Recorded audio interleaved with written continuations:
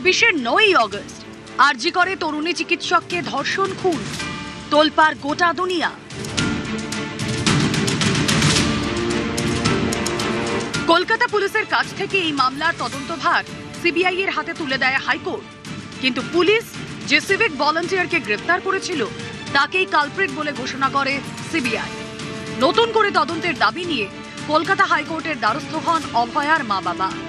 বৃহস্পতিবার বিচারপতি শম্পা সরকার এবং বিচারপতি তীর্থঙ্কর ঘোষের ডিভিশন বেঞ্চ নির্দেশ দেয়, ফের আরজি করে ধর্ষণ খুনের তদন্ত করবে সিবিআই।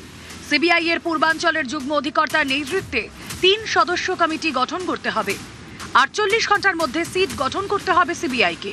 পরিবারের অভিযোগের প্রেক্ষিতে সংশ্লিষ্ট জায়গাগুলিতে আবার যাবেন, পরীক্ষা করে দেখবেন তদন্তকারীরা। পরিবারের দাবি, ঘটনার রাতে অনলাইন ফুড ডেলিভারি সংস্থার মাধ্যমে খাবার আনান তরুণী চিকিৎসক। তখন থেকে পরের দিন শ্মশানে দেহ নিয়ে যাওয়া পর্যন্ত নানা ধোঁয়াশা রয়েছে, নানা প্রশ্ন রয়েছে। হাইকোর্টে এইসব প্রশ্ন তুলে ধরে নিহত চিকিৎসকের পরিবার। এর প্রেক্ষিতে আদালতের নির্দেশ, ডিনার থেকে শ্মশানে যাওয়া পর্যন্ত পুরো ঘটনাক্রম খতিয়ে দেখবে সিট। তথ্য প্রমাণ লোপাটের অভিযোগও খতিয়ে দেখবে। 25শে জুন তদন্ত রিপোর্ট দেবে সিট। আরজি করে ধর্ষণ খুন মামলায় 2024 সালের 7ই অক্টোবর চার্জশিট দেয় সিবিআই। এদিন বিচারপতি তীর্থঙ্কর ঘোষ প্রশ্ন করেন, এরপর কি আরও তদন্ত করেছে সিবিআই? বিচারপতি শম্পা সরকার বলেন, সিবিআই যে রিপোর্ট দিয়েছে তাতে গত 1 বছর 7 মাসের তদন্ত নিয়ে তেমন কিছু নেই।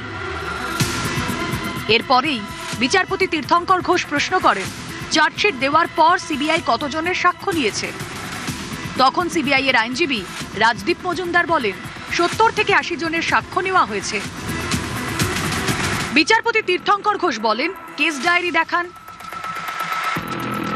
শুনানিতে সিবিআই এর আইনজীবী বলেন, ওই সময় তদন্তের সব দিক খতিয়ে দেখে সিবিআই। তখন বিচারপতি শম্পা সরকার বলেন, সিবিআই রিপোর্টে ত্রুটি বিচ্যুতি আমাদের নজরে এসেছে।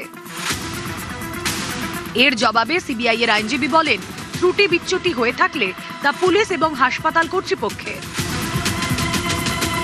সওয়াল জবাব শেষে সিবিআইকে ফের আরজিকর মামলার তদন্ত করতে নির্দেশ দিল কলকাতা হাইকোর্ট। শুরু হলো বিচারের নতুন অধ্যায়। নিউজ 18 বাংলা।